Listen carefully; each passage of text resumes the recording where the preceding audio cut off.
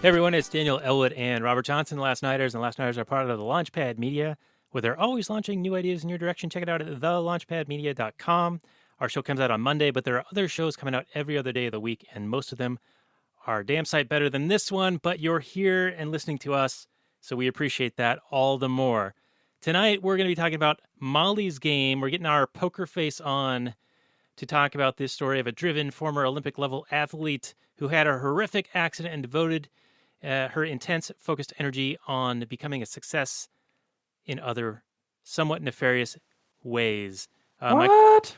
So my co-host is Robert. He is here, and he is our guest. We have no guest. I'm your guest? We often have guests, but tonight it's just the two of us. And it's been a long time. It has been a long time, and I think so intimate. It's nice to pepper this in every now and again, because I think our natural camaraderie, or I don't even know if it's natural. It's like it's been a skill, or it's been a long enough period of time and enough familiarity, hatred, and tenure to sexual tension to make it, if we try, to kind of have a nice repartee. Throwing all these words around tonight. You spend a lot of money on words tonight. I'm running low. Cash money in the bank is getting low for this episode 86. We're so 86, it's almost 87. And by the way, next week, we do already know what we're going to be doing. It is going to be the Warriors. Yes, the Warriors. And I have a special, hopefully we'll be able to do video, because I have a special wardrobe for that episode. I was digging through my closet as I'm preparing to move out of this house.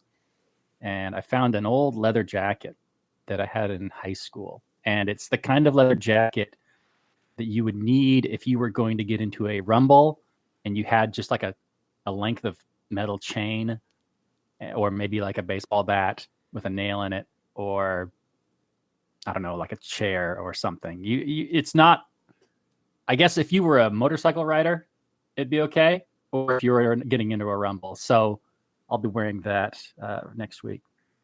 Okay. But it doesn't fit in with my normal wardrobe. I don't know. Shocking, I suppose. All right, well, tune in next week. And if you are a Patreon supporter, sometimes we get the live stream to work. Not tonight, unfortunately.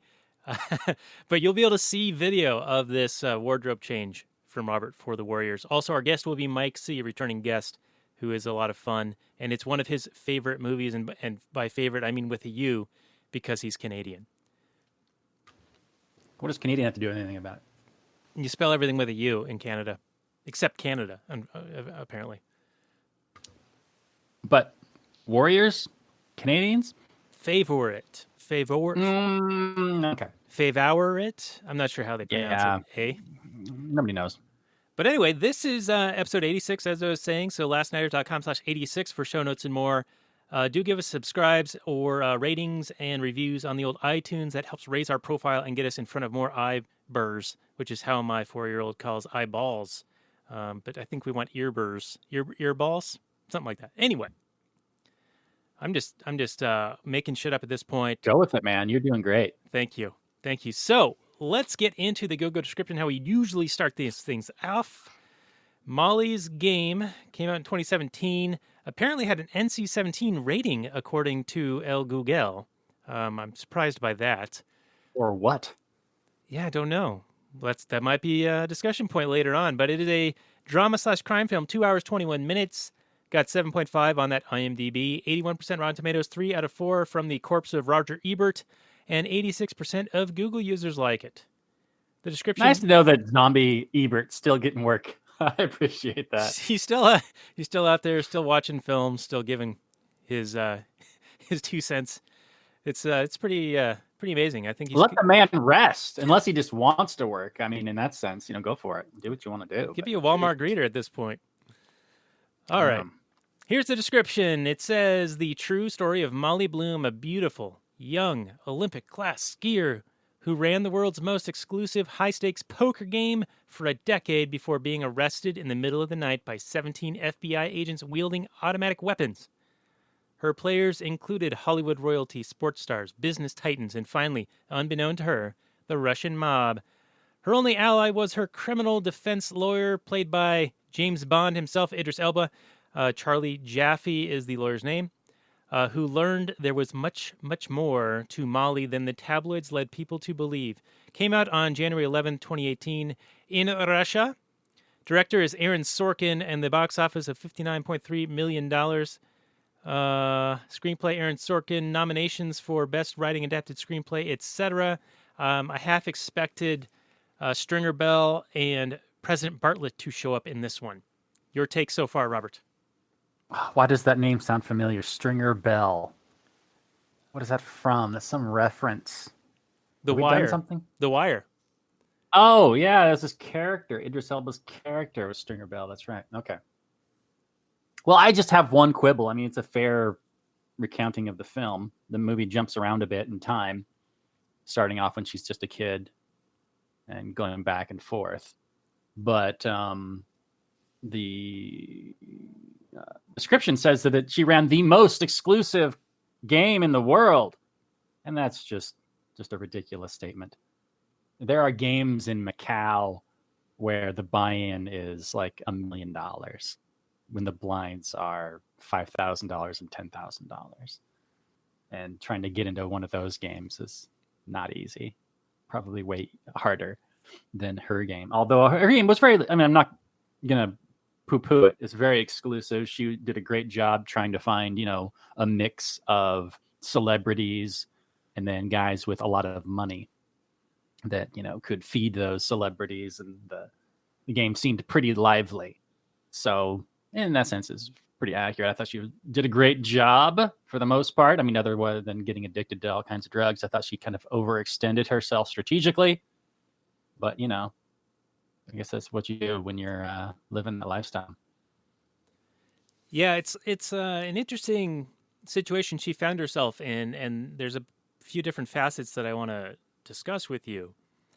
One of the keys being that she tried to do everything quote unquote above board. Like she checked with legal counsel before even putting this thing together, and she was kind of fudging the line a little bit, or the law was a bit ambiguous and really open to interpretation and subjective opinion. But she tried to stay on the side of not getting into legal trouble, and I guess I don't understand like why what casinos do all day long is illegal for someone else to do. And that was, she could do this for tips, and that was fine. That was above board. But as soon as she charged a fee, like a rake, right? That was like a percentage of a pot. Correct. For running the game. Somehow, alarm bells, criminal activity has now occurred. Right. And she only did that to mitigate the risk of having to cover in case of default, where she's the house and she's on the hook essentially for all pots, right? So you go to one of these games, you buy in, you pay like, you're in for like $100,000. You end up at the end of the night taking home $2 million. Well, it's not like you're going to get, however much money from every other player. It's Molly Bloom that's cutting you a check for that $2 million. If she doesn't actually have it, then her reputation tanks. People don't want to play in her game. Probably some bad people come after her. All kinds of things that are bad happen. So she takes that rake to mitigate that risk. But all of a sudden, according to the government, now she's being a bad guy. And it's all due to, these ridiculous laws that government writes that are subjective and open to interpretation and not evenly enforced, right? I mean, they only came after her, even if she ran a game in New York for 6 months where she took that rake because the stakes were so high, because she wanted to increase the stakes to actually get, these high profile people in to actually make the game work, right? Well, oh crap, I just had a total brain fart. Where was I going with that? So she's trying to raise the stakes high enough to make it attractive to players, right? To get enough juice into the game. But in doing so, she was extending too much credit. And maybe that was her mistake. That was the thing that she was doing that she shouldn't have, that sort of backed her into the corner of needing to take the rake. But I think our point was the ridiculousness of all of a sudden it's illegal because she's charging a fee or a portion of the pot. Right. And the only reason the government came after her in the first place was just because she was connected to all these other people that they were actually going after. It wasn't that, she was breaking the law and they were like, "Oh my god, this woman is out of control. We need to stop her. So many people are getting hurt, blah blah blah." It's like, no, if we get to her, that gets us to all these other people. And oh, by the way, look at that. On the books. Looks like she technically broke some law. Ha ha. Let's get her so that we can get these other guys. Let's shake the tree and see who falls out. That's all they were going for. And that really comes true at the end of the movie when they're just like, oh, there's these hard drives with all this dirty information on them. We'll give you total immunity. We'll drop all charges. We'll give you all the money back we stole from you in exchange for these hard drives. It's just it's a shakedown. It's extortion by the government to, get what they want. It's not that you're this horrible person and they're really doing a public service by bringing you down. She hadn't even been running the game for 2 years. So it's like she became a target due to the connections she had with these other people, not because she herself was this, dangerous person.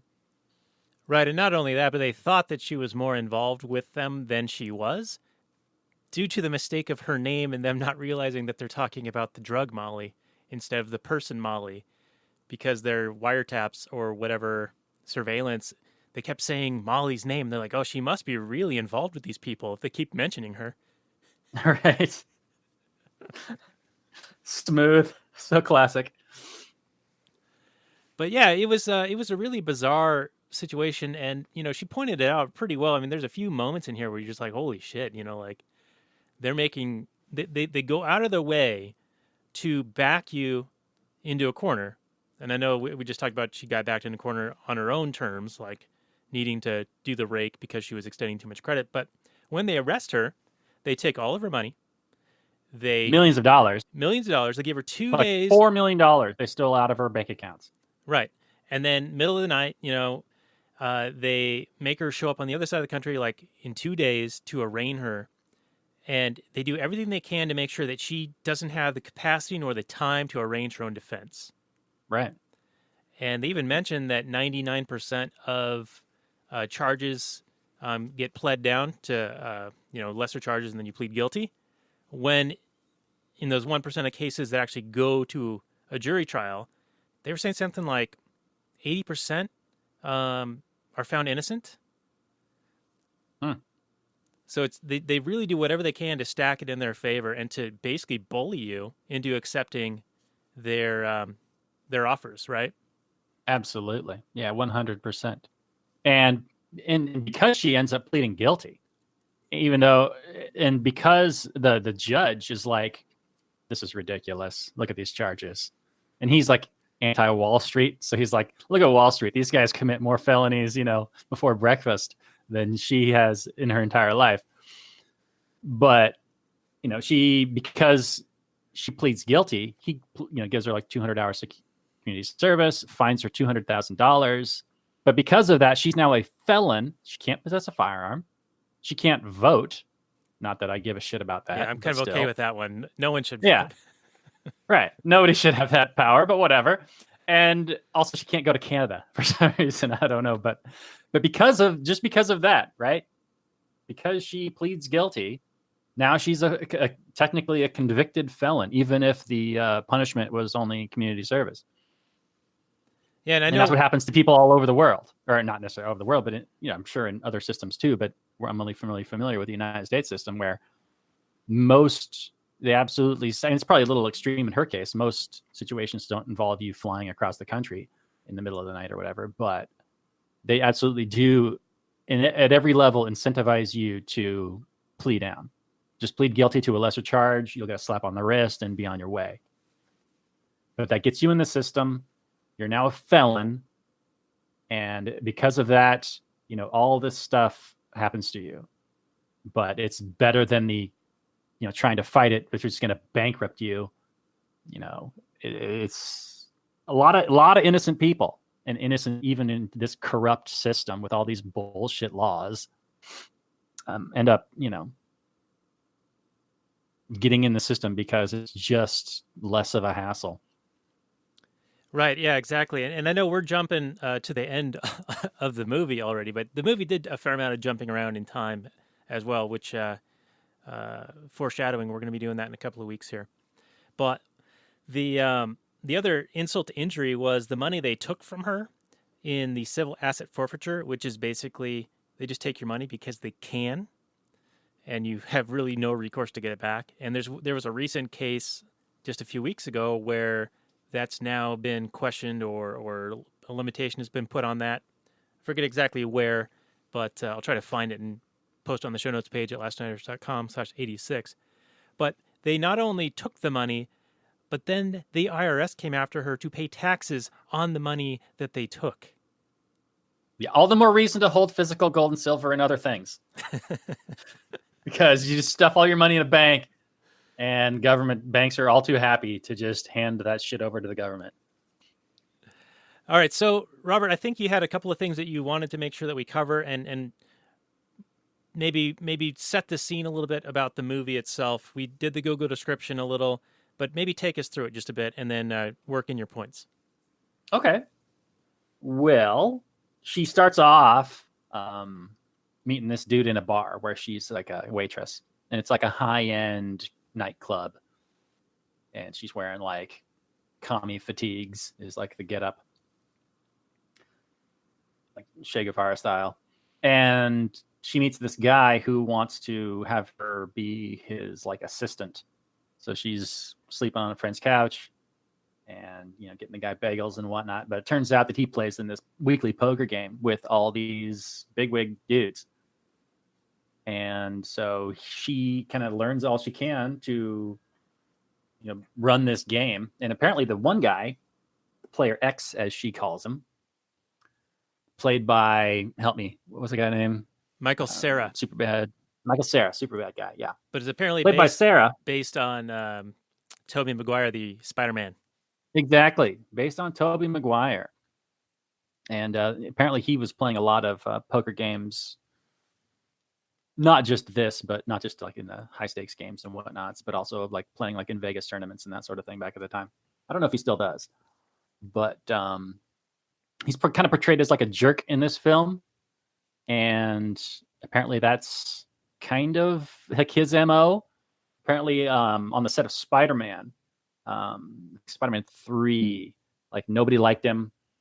And like a bunch of people in the crew kind of like hired the actor who played Flash Thompson to actually hurt him during their scenes. Wow. But he ended up not doing it because he didn't want to get fired.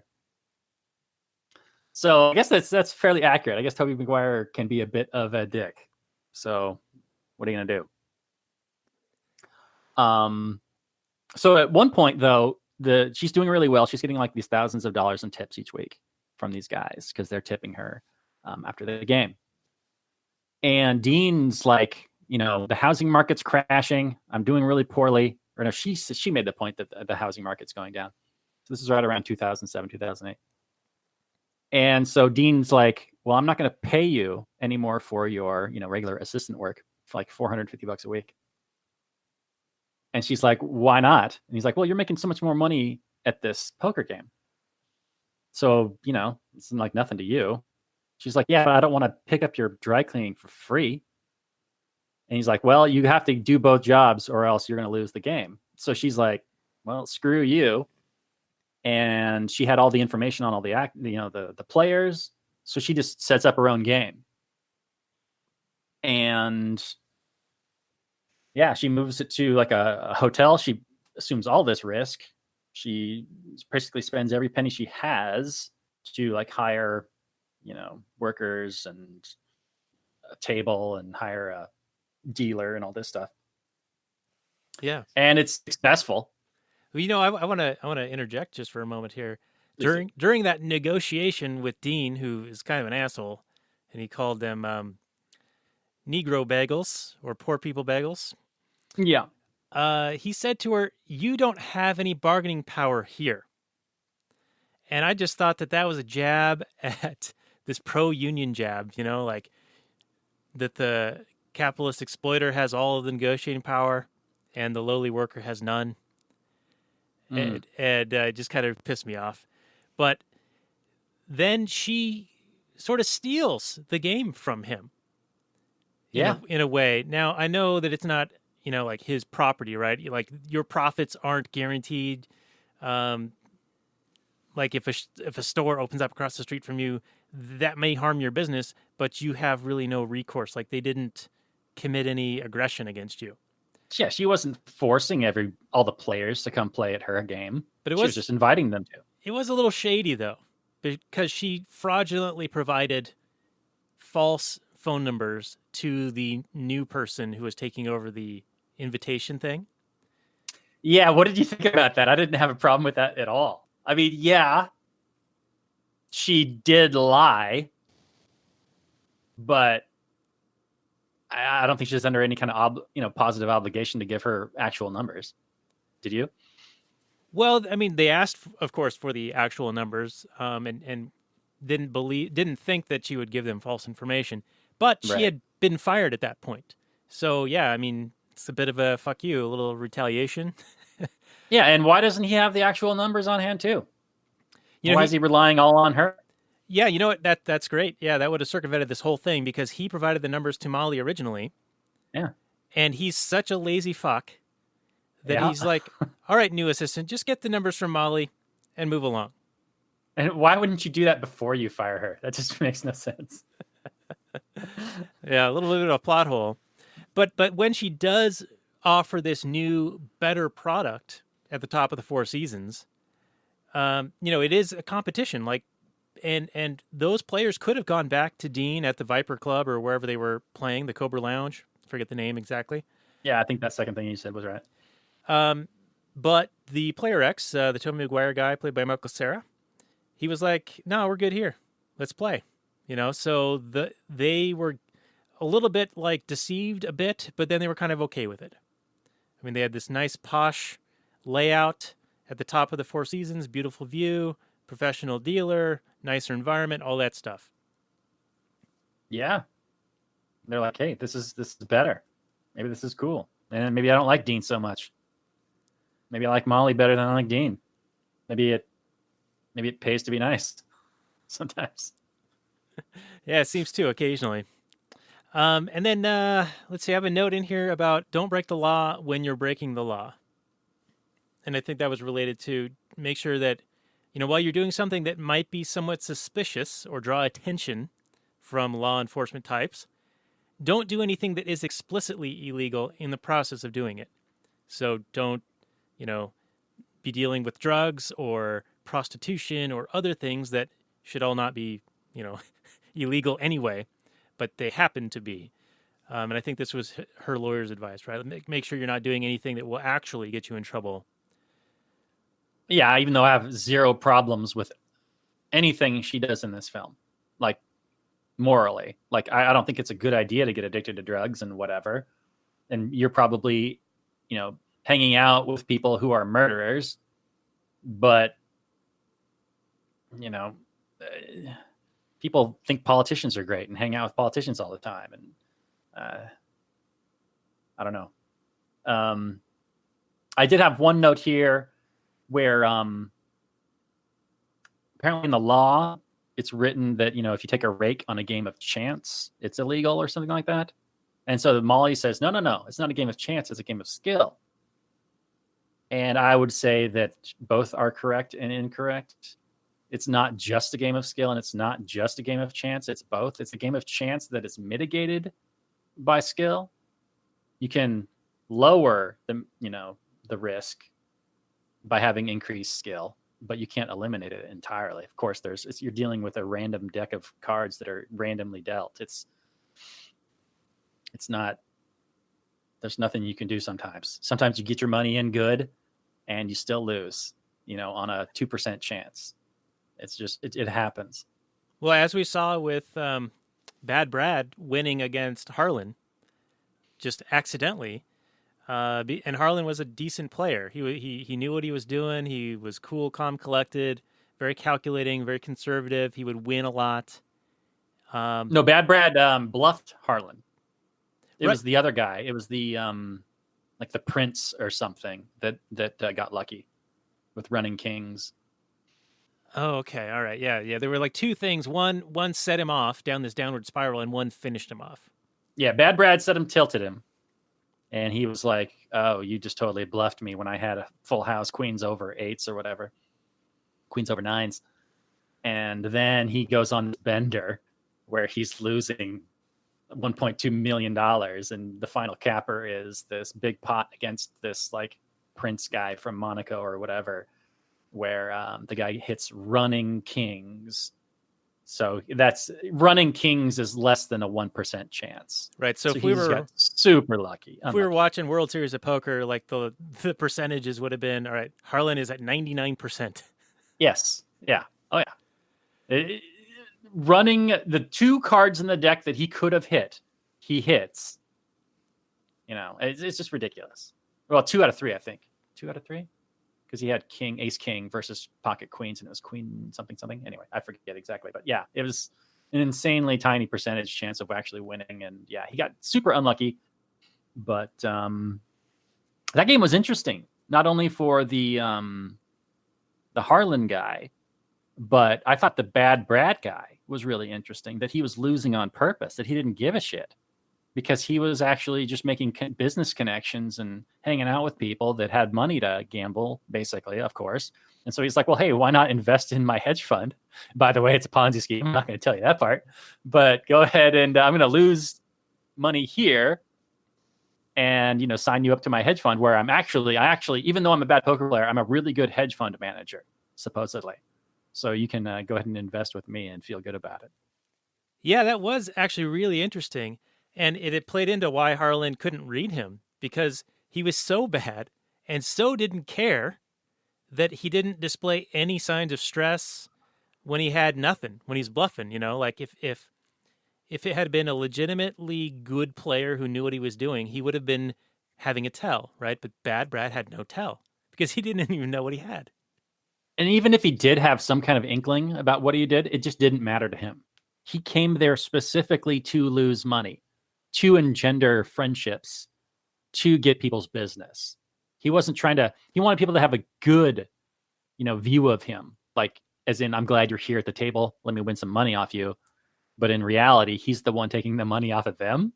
Right, It's right. really, it's like the hunter becoming the hunted. I thought it was genius, even though he was a scam artist, obviously, and stealing people's money. He's a terrible person. But completely committed fraud. Yeah, but it was his lost leader. It was getting them in the door, Yeah, and yeah, it was brilliant. And I think that someone could employ that portion of the strategy in other areas and provide a legitimate service, and actually do very well with a strategy like that. absolutely. Let's say that Brad wasn't just a Ponzi scheme guy, but an actual hedge fund manager. That's a great way to actually get customers. I thought it was fantastic. Right, and Molly was making a point that the people who are playing this game are the elite, most accomplished people in the worlds of business, Hollywood, sports, etc. And something to the point of they wanted to be involved in something that they had to work really hard at to try to win.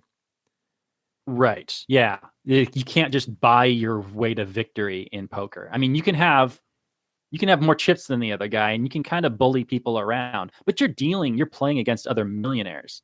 So eventually it comes down to your skill versus their skill. You can't just, pay to win, so to speak.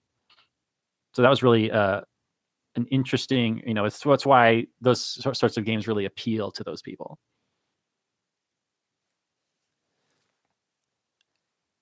Yeah, so Right, Daniel?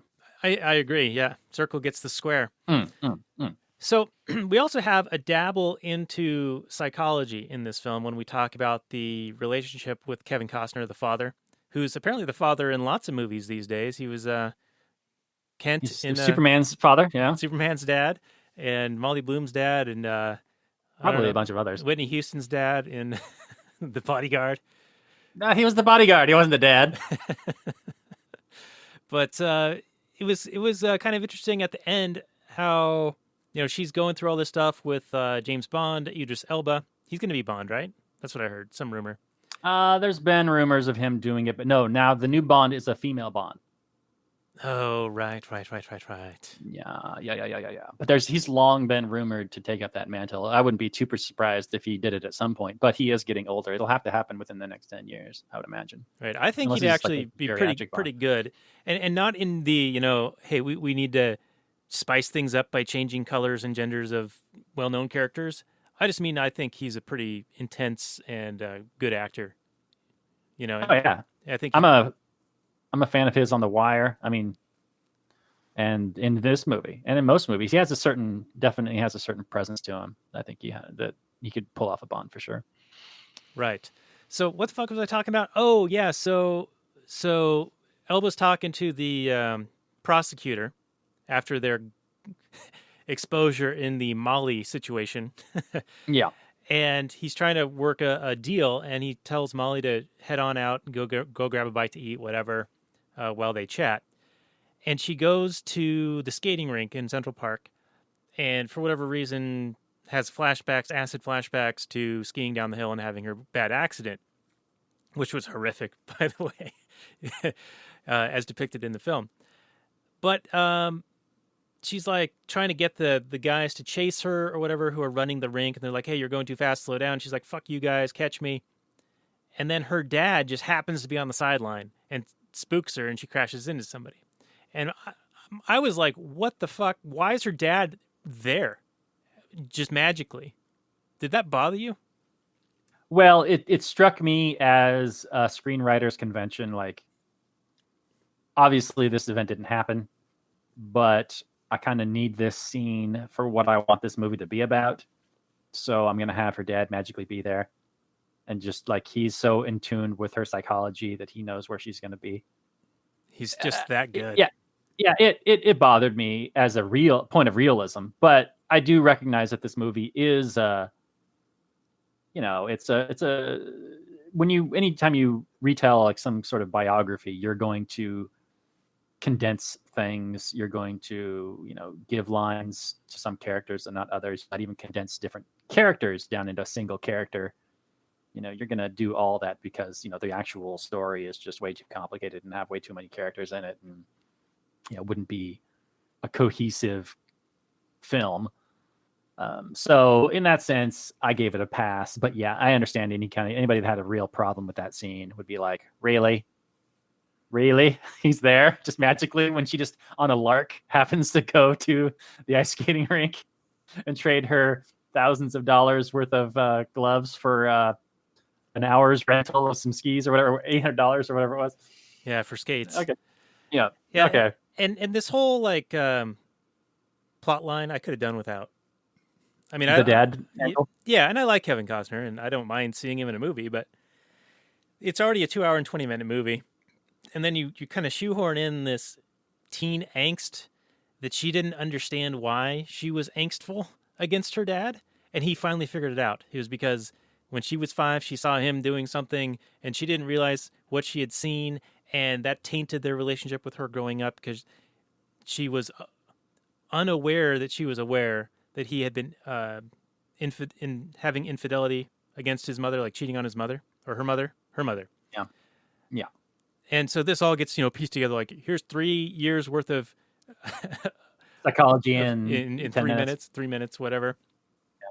Yeah. It's like, why did you push me and didn't like me as much as my brothers?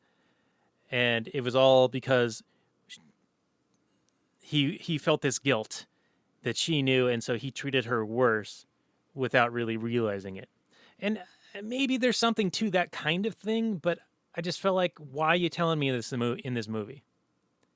Yeah, the movie did certainly tried to have a heart instead of just being like a dry retelling of, this lady's, gambling ring / trial. And maybe it was a little bit crammed in there. And maybe it didn't fit super well. I thought it seemed like it was maybe a little bit clunky way to, address that sort of stuff. I mean, I guess the movie wanted to explain why she was so driven. to do what she did, and I don't necessarily you need to have that. I feel like you can take this story and tell it any number of different ways. But what was his name? The director slash Sorkin. writer, Sorkin. Yeah, and he's a very dialogue heavy guy. He is. He's done a lot of good stuff. I generally like his stuff.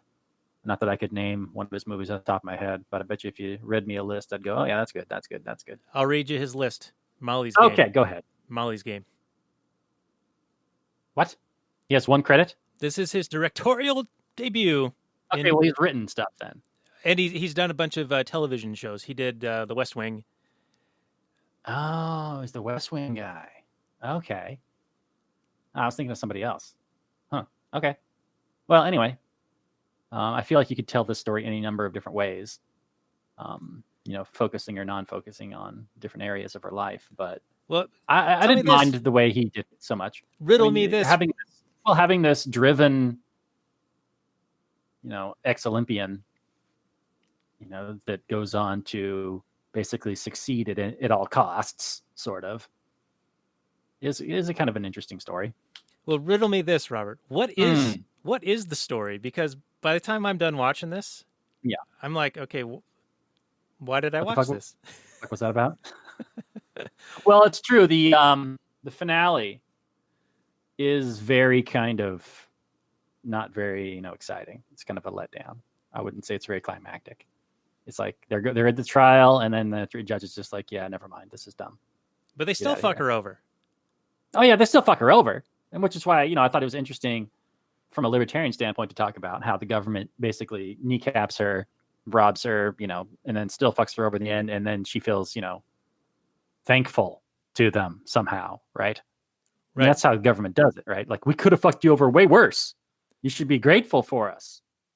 Yeah, this is like no, that, you fucking dog trash. That great Harry Brown quote where government is, where they break your legs and then offer you a pair of crutches, and you're supposed to be thankful. Yeah, and then you wouldn't be able to walk if not for us. Yeah, so it's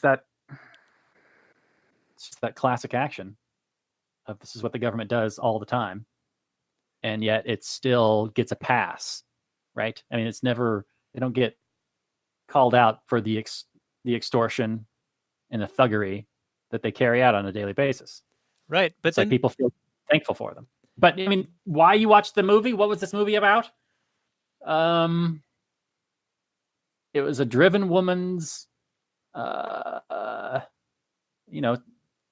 interesting, career choice path, and then celebrity and then legal trouble. I don't know. Drugs. I've seen worse biographies. Drugs and money.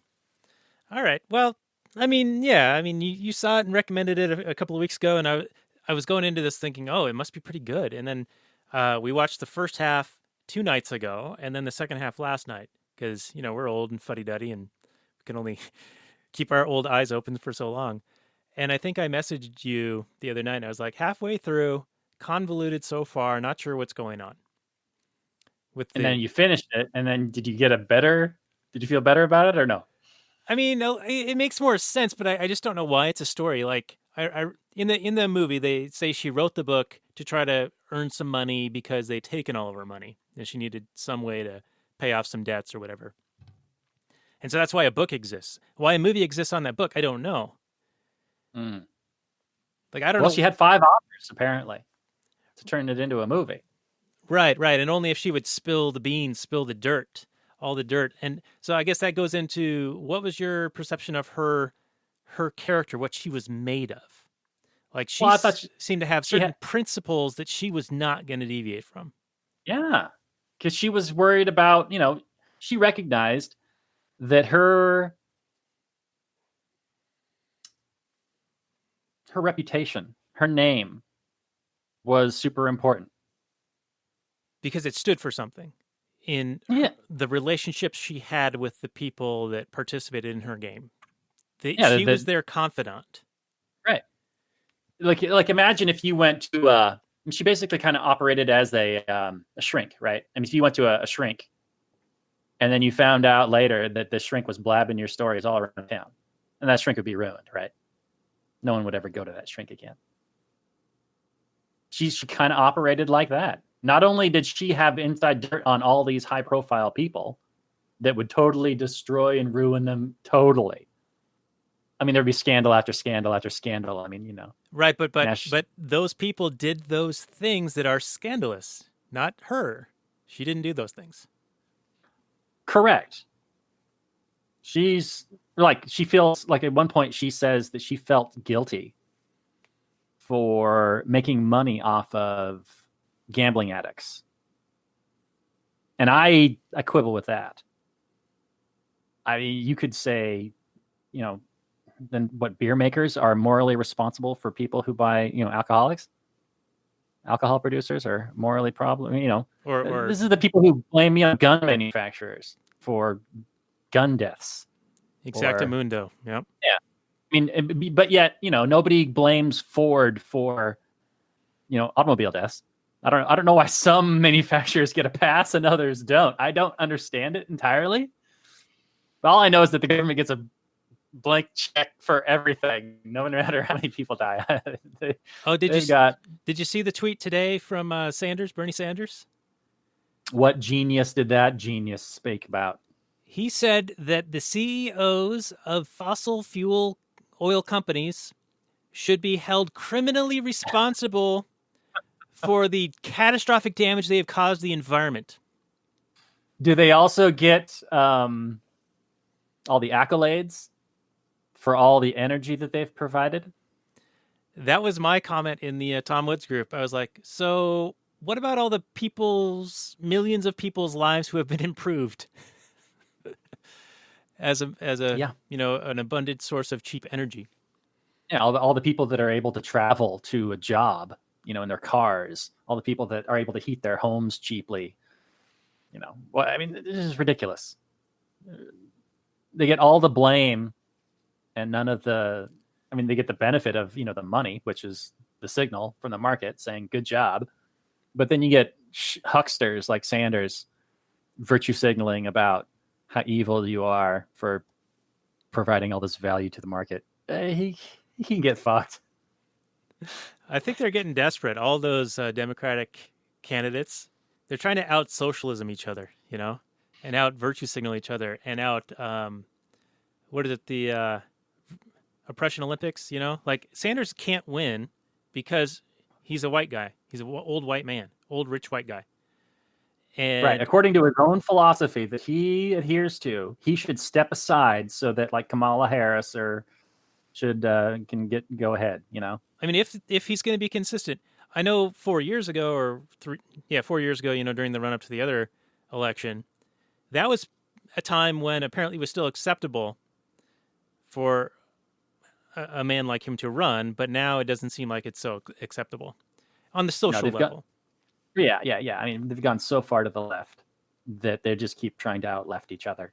Right, and this isn't my opinion. I don't think anyone should run. Well, I think it's setting up for another Trump victory. I can't imagine that the mainstream America is going to vote for whoever super ultra lefty comes out of the Democratic nomination. I think it's going to hinge on where the economic indicators seem to be blowing at the time. Maybe. Because Trump is going to wear whatever the economy is on his chest. He has, right. He has taken ownership of it. Stupidly, probably, but I mean, in a world where the Fed chair can come out and make one statement and essentially crash the economy. Right. Now, it is potentially 17D chess. I don't know how much I ascribe to that, but he does seem to do some 3 or 4 level moves occasionally. And he has been starting to throw the Fed under the bus recently. I heard something the other day where he's like, oh, yeah, we could be doing so much better, but the Fed won't lower interest rates, which is more of the wrong thing.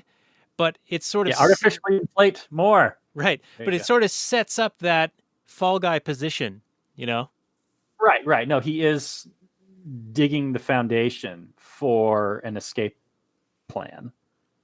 Right. Some kind of a fall guy to be like, yeah, if only they had not, done what I said, 6 months ago, then we wouldn't be in this situation.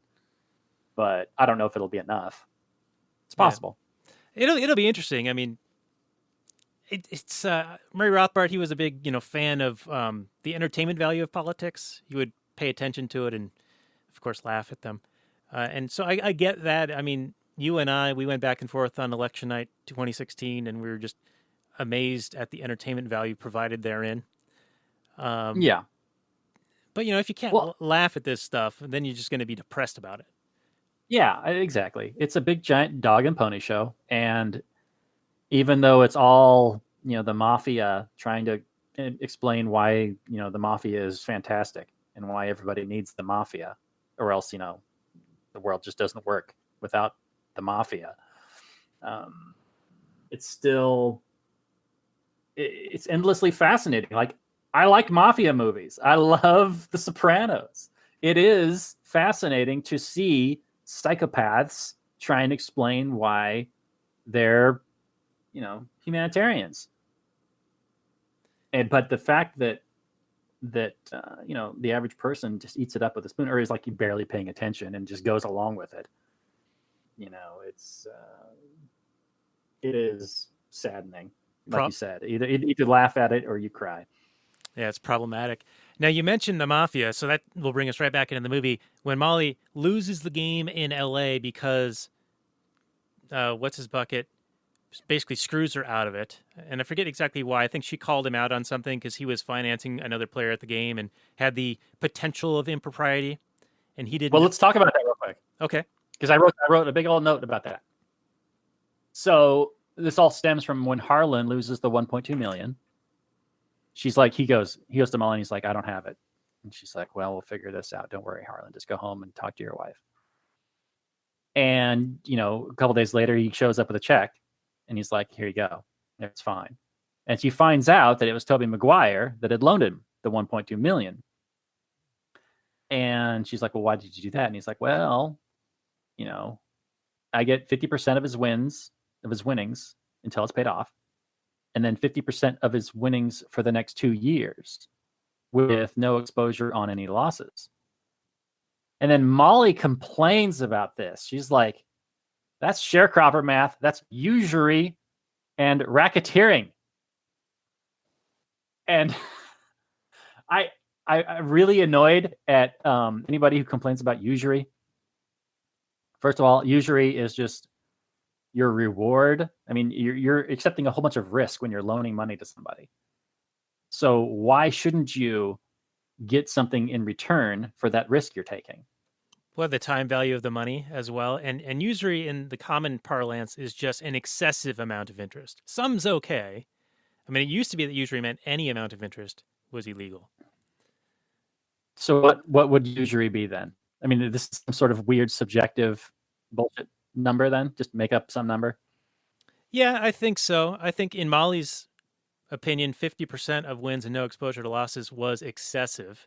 And she was saying, you could get better deal than that on the street or something like that.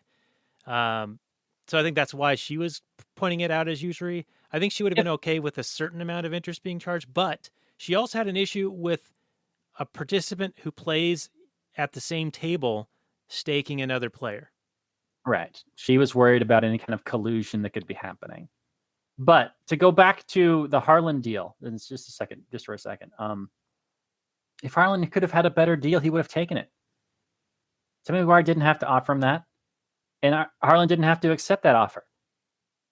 Harlan could have gone to a bank, could have gone to anybody else, asked for 1.2 million. He could have gone to Bad Brad. Could have gone to Bad Brad. Could have gone to anybody. Could have gone to Molly herself. But she's upset with Tobey Maguire because he did it and because of the terms of the deal. The terms of a deal are none of her business. Between Tobey Maguire and Harlan. She can complain all she wants, but it's none of her damn business. Well, if she's going to complain about that, though, then she needs to complain at her own self for continuing to re-up him when he was sort of on his tilt bender, right? Right. He was not of sound mind when he was doing that, and she kept staking him and not staking him, but kept like letting him buy back in on credit. Right. Now, yeah, she tried to stop him, but he was so insistent that she relented. But how is anything that she did that much different than what Tobey Maguire did? Yeah. I mean, I don't have a problem with anybody doing any of that. It's on Harlan ultimately. He's a big boy. He's an adult, and yeah, he's probably not in the greatest frame of mind at that point. But neither Tobey Maguire or Molly is Harlan's keeper. they're not. They're not. They're not Harlan's mom and dad. He's an adult. He could use Now, a friend to like suggest maybe you don't do that. right? You could definitely use a friend who's like, maybe you shouldn't, snort 5 lines of cocaine and get tilted on poker and lose $1 million. That's probably a nice thing for a friend to do. But I'm not saying that Tobey Maguire and Molly are like terrible people in this instance. They are respecting him in his decision making. They can offer suggestions like, maybe this, you don't seem like super great right now, but it's ultimately Harlan's responsibility to take care of Harlan. Do you think that maybe this is a cinematic device in that Molly did the same thing and she felt guilt for it, so she lashed out at Tobey Maguire, and it's echoed later with the father in that situation? Yeah, I would say that. She feels guilty about, supposedly making money off of gambling addicts. And this is one of the situations she feels badly about, enough to write in the book about it. Right. I mean, the Harlan guy was like 2 days prior to this happening, he was like all excited about his wife's birthday coming up, 40th birthday, and all this stuff was planned. And then he gets into this multi-day string of playing poker because he lost that hand to Bad Brad. Mm. He's like, I got to win it back. I got to win it back. Right. Is that the gambler's trap, or what do you call that?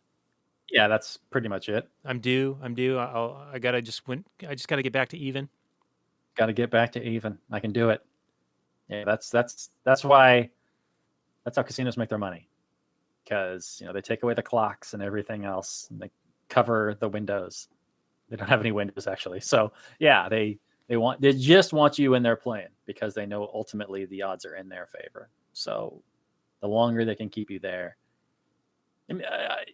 Now, in a game of poker, though, I would say that that's less of the case. I think a skilled poker player can have a better chance of getting back to even than in just playing like slots or some table game like roulette or something like that.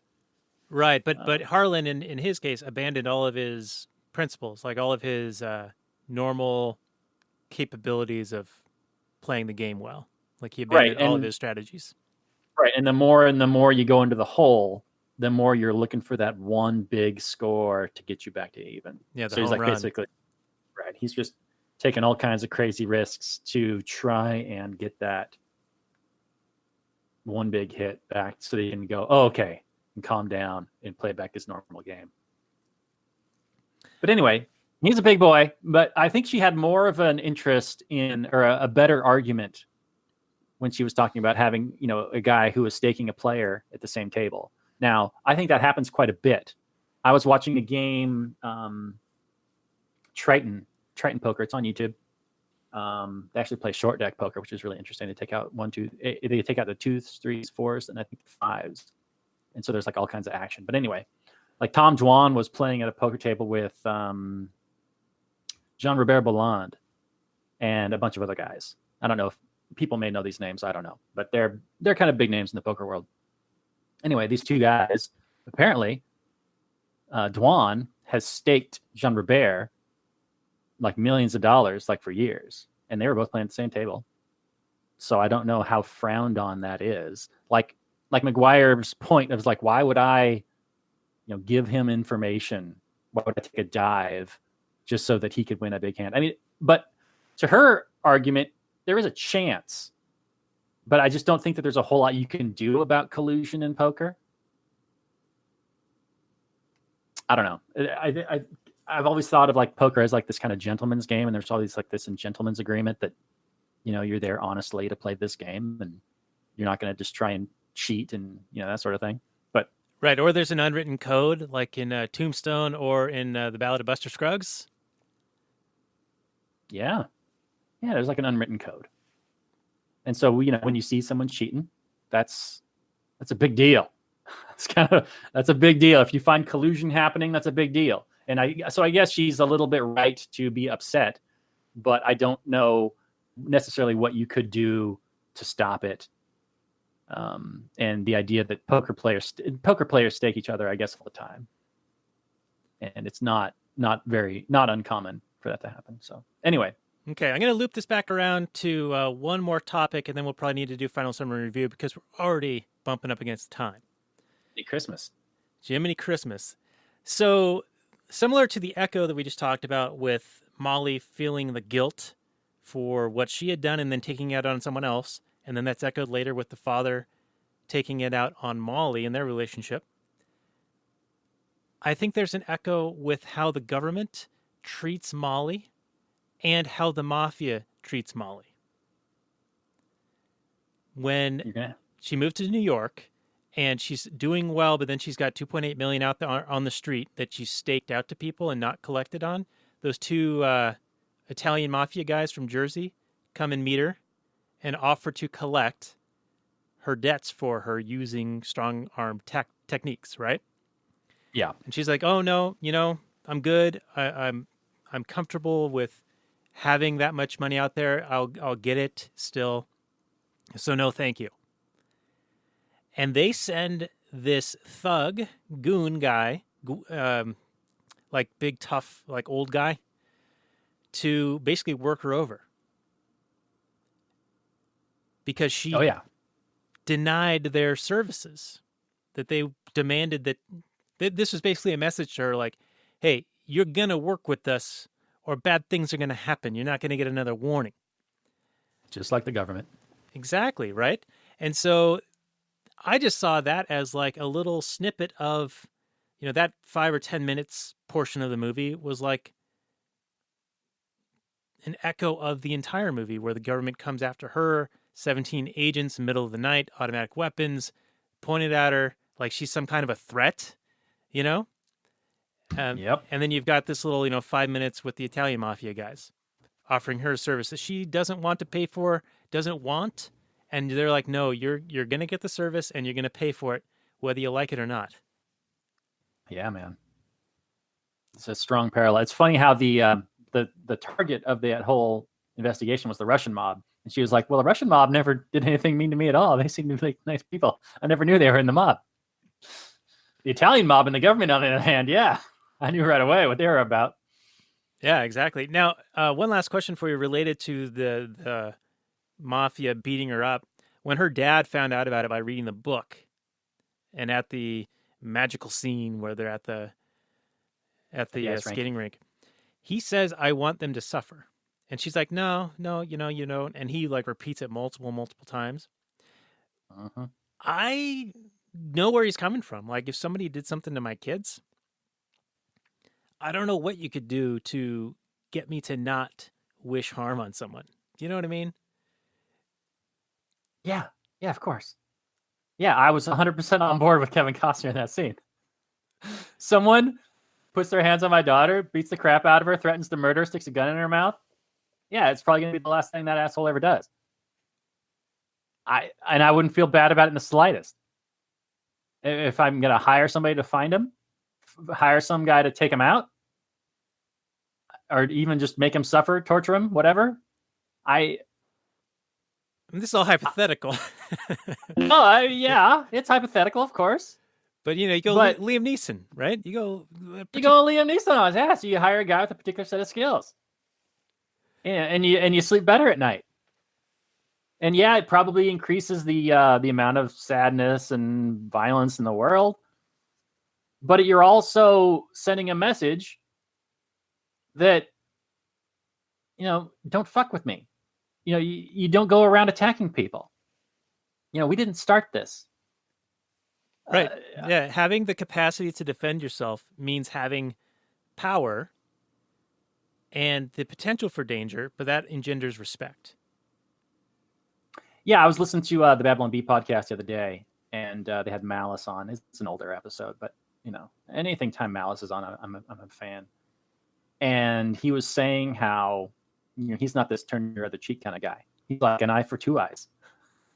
He's an eye for two eyes kind of guy, and that's kind of where I'm at, especially when it comes to my imaginary daughter.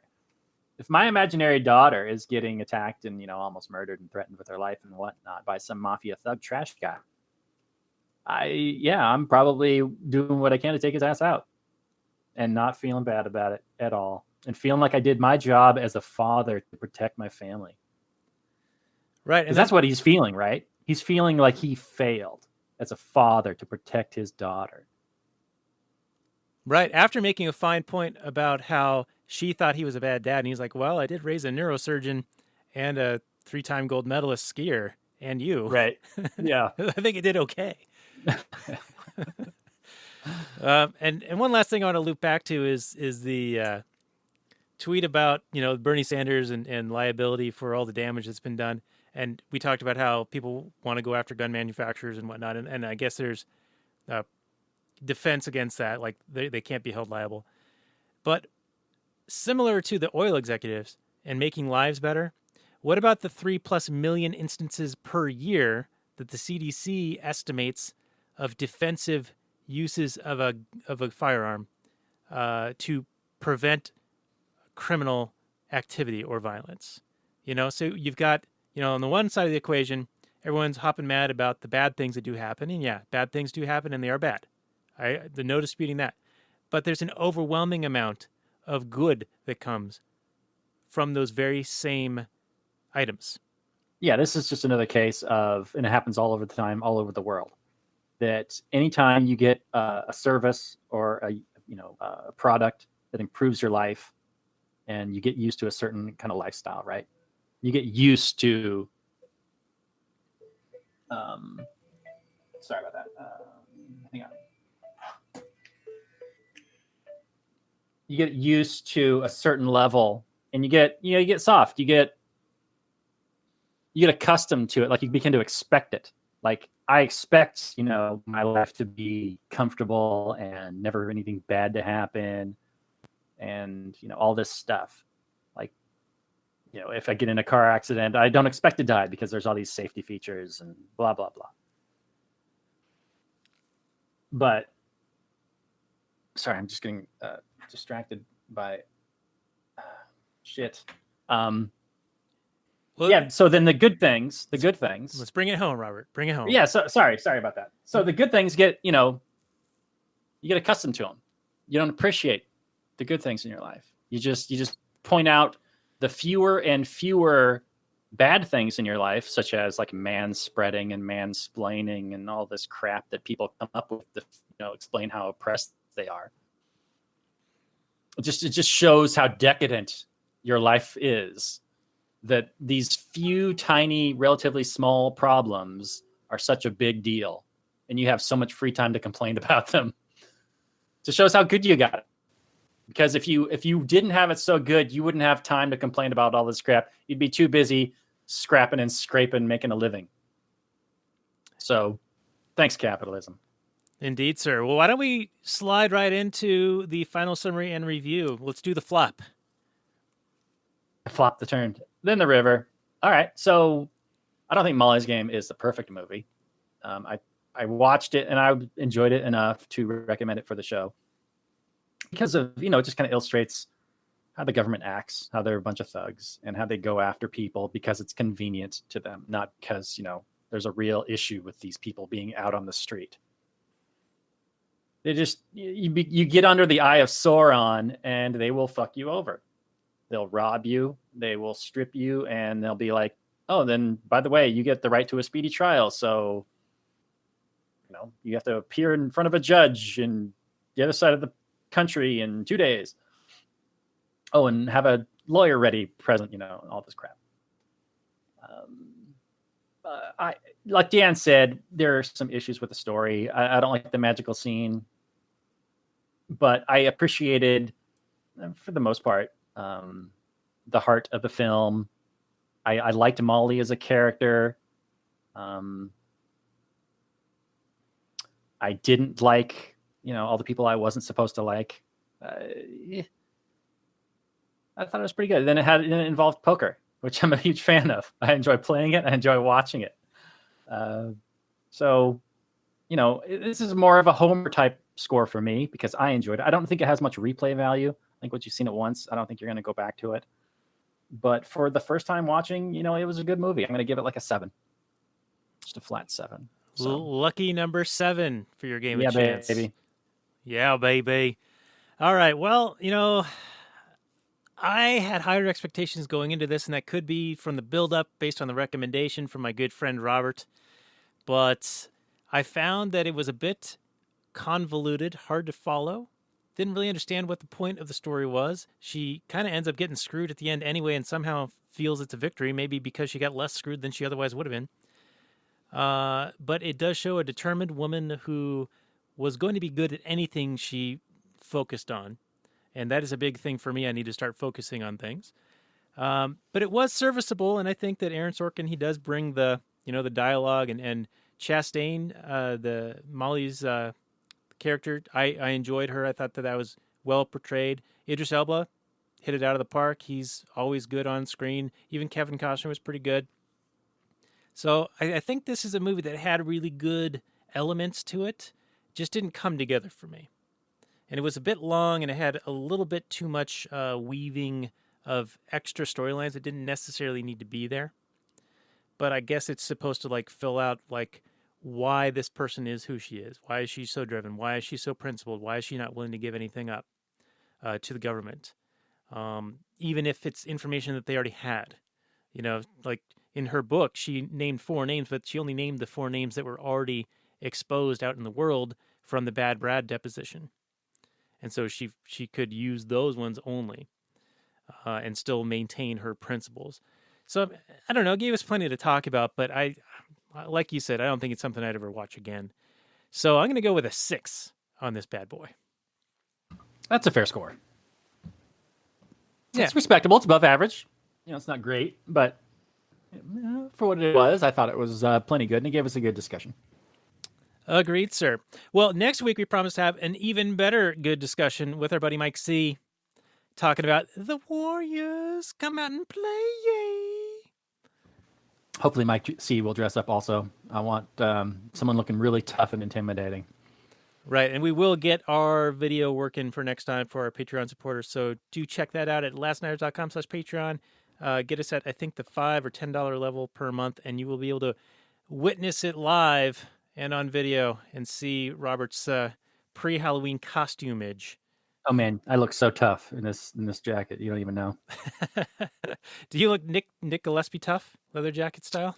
I'm like Nick Cage. Oh, like in Ghost Rider? Yeah, Ghost Rider. One of the worst movies ever made, I might add. That's right. Looking tough.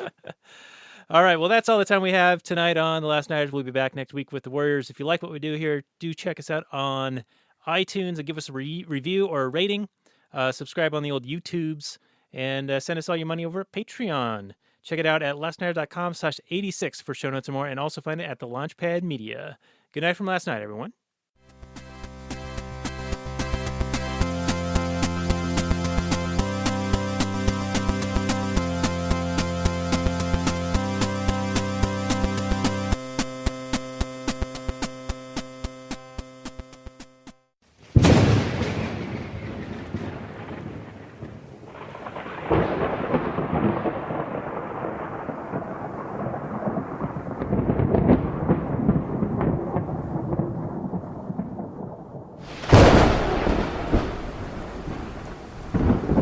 In the early days of the internet, radical libertarians were scattered, lonely, and faceless. Without direction, they resigned to scour the web, sifting through content providers in a wasteland plagued by YouTube demonetization, Facebook jail, and covert internet censorship. But then, in 2017, the Libertarian Union was formed. Finally, the average Joe libertarian could find a thriving community of independent podcasters and content providers, all in one convenient location. At Libertarian Union, we'll always have the latest news, interviews, discussions, and even movie reviews. With hundreds of episodes and more added all the time, you'll always find something fresh at libertarianunion.com.